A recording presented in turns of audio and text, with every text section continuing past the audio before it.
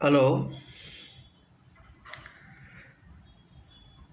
Film मेरा नाम જોકરના એક ગીતમાં કહે છે કે સ્વર્ગ યહીં નર્ક યહાં ઇસકે સિવા જાના કહાં।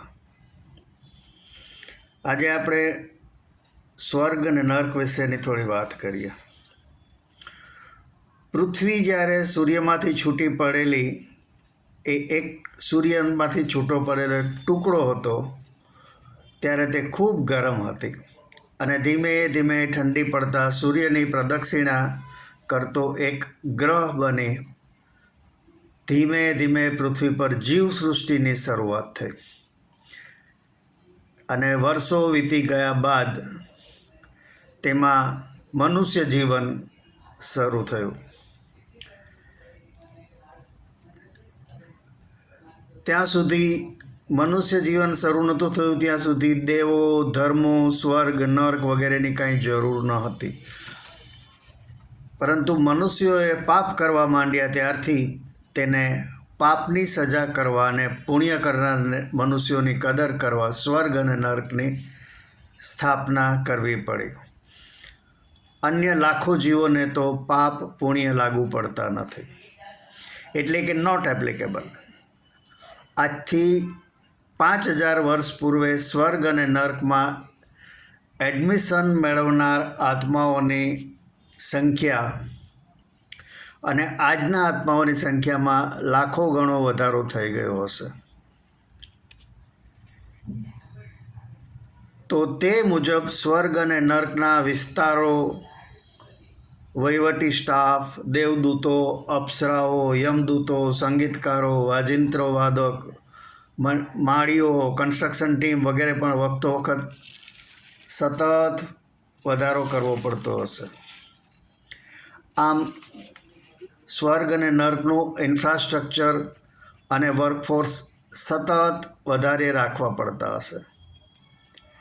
એડમિશન પામનાર આત્માઓના પાપ પુણ્યનું એકાઉન્ટિંગ પણ એક ખૂબ મોટું વર્ક છે, તેના માટે ખૂબ મોટો સ્ટાફ જોઈએ। મને લાગે છે કે વધતા જતા ગંજાવર વહીવટથી કંટાળીને ઈશ્વરે આપણું જોઈને એક પ્રેરણા મેળવી હશે।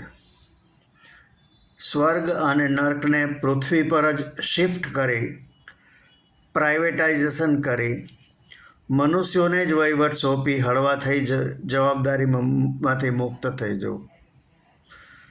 જો કે મનુષ્ય સંભાળશે એટલે ગેરરીતિઓ તો થશે, ભલે થાય, આપણે શું। નાનપણથી જ આપણે સ્વર્ગ અને નર્કની ઘણી વાતો સાંભળી છે। જ્ઞાની સ્વામીજીઓ કહે છે કે સ્વર્ગમાં ખૂબ સુખ શાંતિ અને આનંદ જ હોય છે। મધુર સંગીતના તાલે સુંદર અપ્સરાઓ નૃત્ય કરતી હોય છે, ફૂલોની મહેકથી વાતાવરણ મગમગતું હોય છે અને અનેક પ્રકારના પકવાનો અને સ્વાદિષ્ટ ભોજન મળે વગેરે વગેરે। તેની સામે નર્કમાં ઉકળતા તેલમાં હાથ બોળાવી યાતના અપાય, ધારદાર ખિલ્લાવાળી ખુરશીઓ પર બાંધી દઈ વિદ્યુતના કરંટ આપવામાં આવે, ચાબુકના ફટકા મારવામાં આવે, અંધારી કોટડીમાં પૂરી દેવામાં આવે વગેરે વગેરે। આચાર્ય રજનીશ ગમે તેટલા મહાન ફિલસૂફ હતા અને કહેતા कि जो जिंदा है वो ऊपर जा नहीं सकता और जो मर के ऊपर गया है वो वापस नीचे आ नहीं सकता, तो फिर स्वर्ग और नर्क की ये सब बातें आई कहाँ से। તેમને ખ્યાલ ન હતો કે કેટલાક સ્વામીજીઓ પાસે સ્વર્ગ અને નર્કના ટુરિસ્ટ વિઝા હતા। તેઓ ત્યાંની મુલાકાત લઈ ત્યાંનું બધું નિરીક્ષણ કરી ઇન્દ્રદેવ, યમદેવ અને અન્ય સ્ટાફના ઇન્ટરવ્યૂ લઈને માહિતી એકત્રિત કરી લોકોને માહિતી પહોંચાડવાનું ઉમદા કામ કરતા।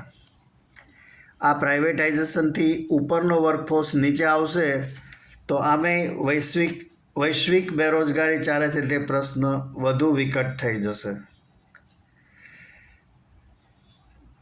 અને છેલ્લા ઘણા વર્ષોથી હું લોકોના મુખે એક જ વાત સાંભળું છું, સ્વર્ગ અને નર્ક ઉપર નથી, અહીંયા જ છે।